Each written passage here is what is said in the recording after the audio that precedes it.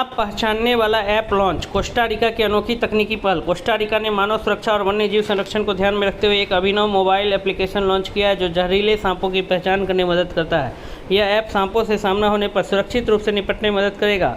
क्लोडोमीरो पिकाडो संस्थान द्वारा यह विकसित यह आईसीपी ऐप उपयोगकर्ताओं को वैज्ञानिक और विश्वसनीय जानकारी प्रदान करता है। यह पहल विशेष रूप से उन परिस्थितियों को ध्यान में रखकर तैयार की गई जहां सांपों की गलत पहचान से घबराहट या अनावश्यक नुकसान हो सकता है। कोस्टा रिका का नया सांप पहचान ऐप हाल ही में लॉन्च किया गया। यह आईसीपी ऐप एक मुफ्त डिजिटल टूल है जो एंड्रॉयड और आईओएस दोनों प्लेटफॉर्म पर उपलब्ध है। इसे यूजर्स की मदद करने के लिए डिज़ाइन किया गया है ताकि वे कोस्टा रिका में पाए जाने वाले जहरीले सांपों की पहचान कर सकें।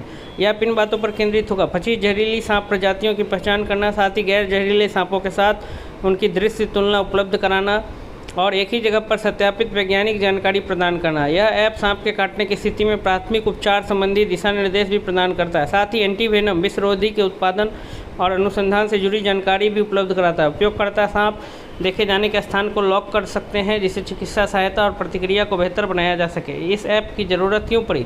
इस ऐप का विचार एक बहुत ही व्यवहारिक समस्या से उपजा है।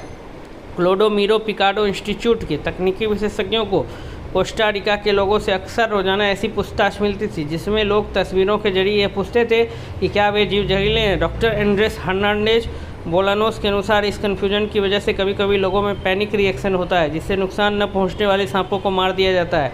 आईसीपी ऐप एक सेंट्रलाइज्ड और भरोसेमंद रेफरेंस के तौर पर काम करता है और यह ऑनलाइन मौजूद गलत जानकारी पर निर्भरता कम कर रहा है। मुख्य विशेषताएं। असल स्थितियों में यह ऐप कैसे मदद करता है? यह ऐप सिर्फ पहचान करने से कहीं आगे बढ़कर ऐसे व्यवहारिक टूल्स भी देता है जो आपातकालीन स्थितियों में काम आ सकते हैं। यूजर सांपों की तस्वीरों की तुलना डेटाबेस में मौजूद प्रजातियों से कर सकते हैं और साथ ही उनकी विस्तृत जानकारी और विशेषताओं तक पहुंच बना सकते हैं। इसमें सांप के काटने पर क्या करना चाहिए और मेडिकल मदद पहुंचने से पहले कौन कौन से तुरंत कदम उठाने चाहिए, इस बारे में प्राथमिक उपचार के निर्देश दिए गए हैं। यह खासकर दूर दराज के या जंगली इलाकों में बहुत ज़रूरी है।